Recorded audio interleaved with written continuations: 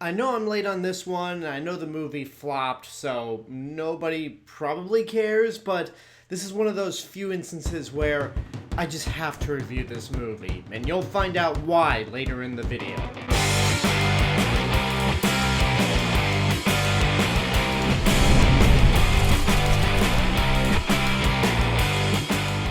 Hey everyone, it's Alexander, the real Mr. Robinson. Welcome to the channel, and this is my review for Moonfall, which is the latest disaster movie from Roland Emmerich, the same director that gave us Independence Day, The Day After Tomorrow, 10,000 BC, 2012, White House Down, and the 1998 giant lizard movie that decided to use the name Godzilla, even though Godzilla doesn't even appear in that movie. This movie is about the moon as it leaves its orbit and is slowly headed towards a collision course with Earth. And it's up to the deputy director of NASA, played by Halle Berry, a disgraced astronaut, played by Patrick Wilson, and a conspiracy theorist, played by John Bradley, to save the Earth from the moon as they find out that it's pretty much being manipulated by the particle effects from Transformers Age of Extinction, in addition to some other shocking revelations, but I'll get to that a little later. So this is a Roland Emmerich movie.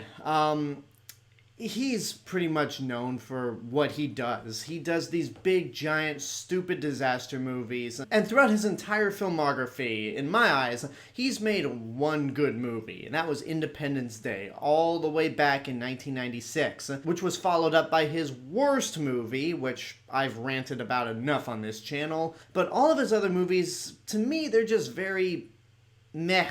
And looking at this, I just felt the same way. It's like, it's another stupid, brain-dead disaster movie from Roland Emmerich. And the movie is pretty much everything you'd expect from him at this point. It's big, it's loud, it's stupid, it's cliched, it has some really forced drama that doesn't work, it has some forced comedy that also doesn't work, and I gotta say, one thing I'll give Roland Emmerich credit when it comes to the comedy in his movies, they're never funny. I mean, unless Will Smith is in it, because Will Smith is just naturally charming. The comedy in his movies never work, but they're not as offensive as the comedy in Michael Bay movies, which I'm really curious to see what Ambulance is going to do when we get to April. You know exactly what you're getting into, and for me walking into it, I was just kind of unimpressed for the most of it. Again, Independence Day is his only good movie, and that's because you have Will Smith and Jeff Goldblum together, which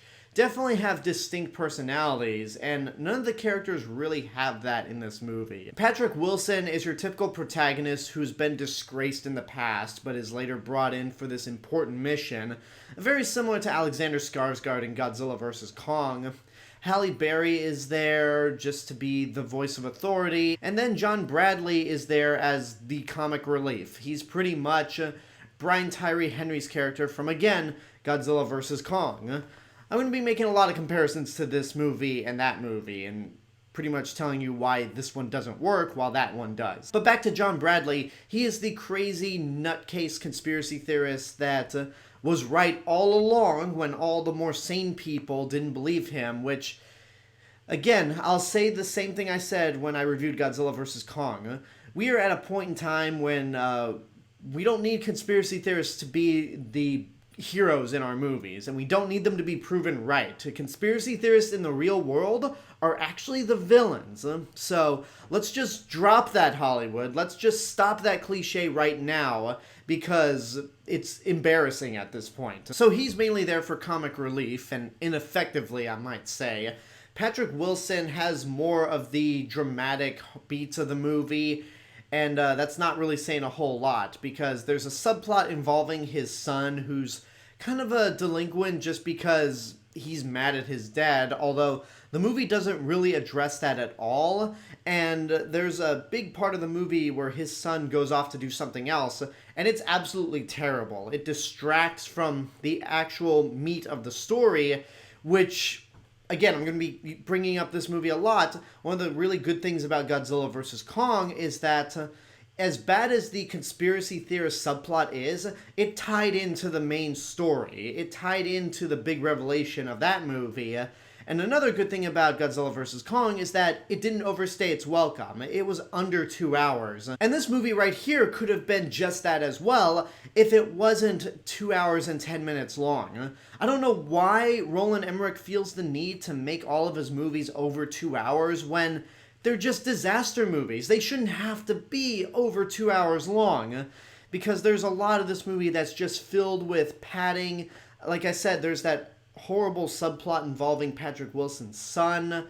The drama is just so dull to sit through. It reminds me in many ways of Geostorm, where it's all this boring drama sprinkled in with some really goofy and over-the-top disaster pieces, which I gotta say, this movie has more of that. Because while Roland Emmerich and Dean Devlin have worked together in the past before, Dean Devlin directed Geostorm, and I feel like this movie was Roland Emmerich saying, "Sit down, my young Padawan, let me show you how it's done." And a lot of the set pieces in here are... okay, I feel like they're toned down and not as crazily filmed as some of his previous movies. But when they happen, they're hilarious. There are so many shots where the moon just pops up over the mountains, and I keep expecting to see the moon's face from Majora's Mask, where that just evil grin coming over the mountainside, and it's hilarious every time it happens. And while there's more of that goofiness than there was in Geostorm, this movie still suffers from a lot of drama and just overall predictability. About 2/3 into the movie, I was just kind of like, okay, I'm not really impressed. It's not a movie I hate, but it's not really doing anything for me. And then we get to the third act of the movie. This is where I have to talk about what happens.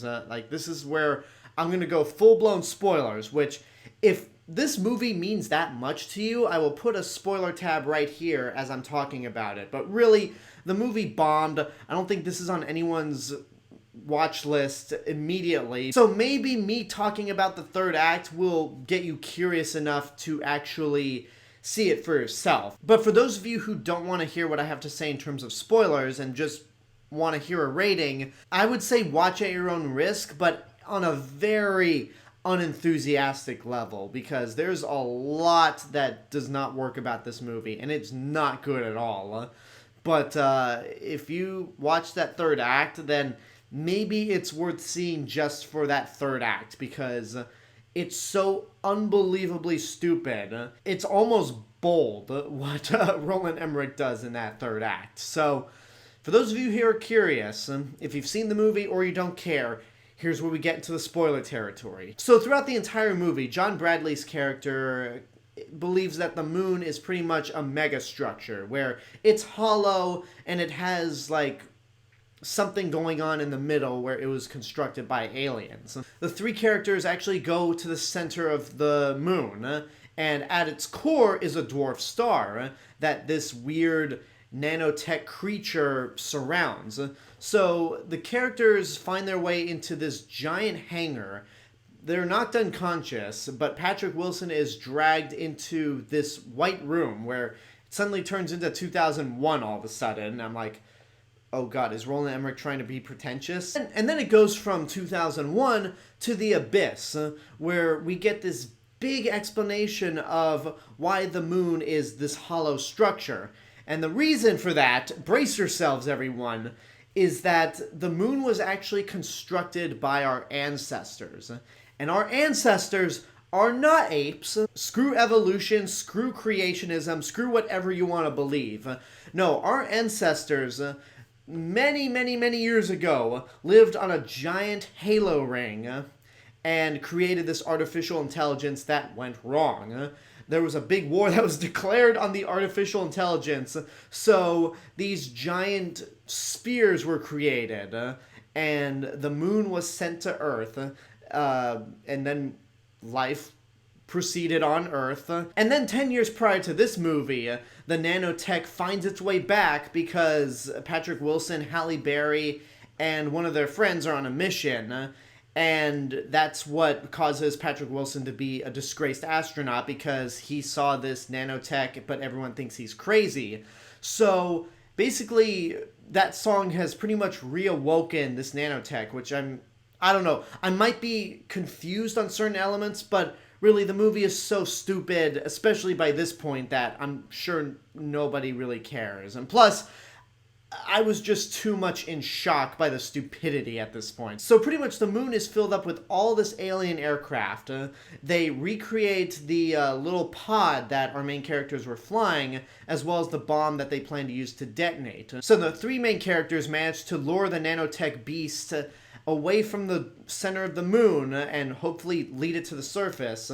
Patrick Wilson wants to be the sacrifice of the movie, but instead John Bradley decides to do it because Patrick Wilson has a son and he has an ex-wife that he needs to stay with and take care of, whereas John Bradley only has a cat and his mother who's suffering from Alzheimer's. So John Bradley sacrifices himself, the nanotech monster is destroyed, and the moon, as it's grazing through the Earth's surface, rises up and resumes its natural orbit. So everything is at peace, the world is saved once again, until the camera decides to pan up to the moon and slowly zoom in. Then we cut to the inside of the moon, where John Bradley is speaking to an alien AI that's taking the form of his mother. And it's pretty much this whole, congratulations, you saved the Earth. But I think you know what happens next. John Bradley goes, what happens next? Credits! Directed by Roland Emmerich. And I thought to myself, wow. Wow, this just brought memories of Skyline, the Brothers Strauss movie from 2010. Not as inept as Skyline, but Skyline and this movie have the same problem where you bring in this batshit insane concept and then just cut to credits. And because the movie lost to Jackass Forever, we're never ever going to get a sequel, despite the fact that Roland Emmerich wanted to make 2 sequels back to back with each other. Oh man, that is...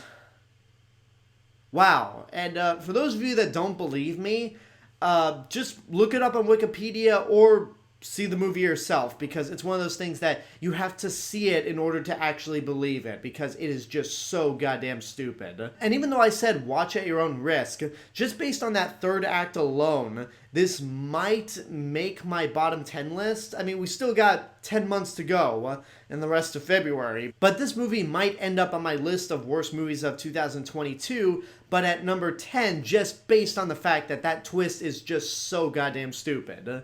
So, yeah, that's the big twist of the movie.